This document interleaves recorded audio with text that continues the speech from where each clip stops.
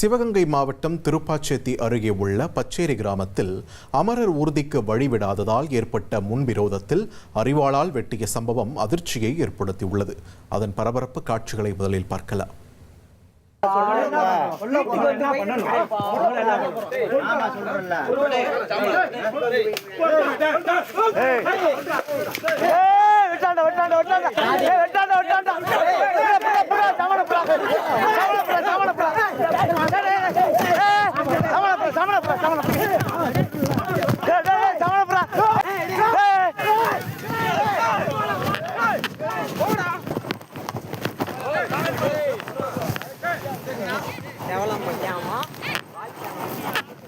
தூக்குடா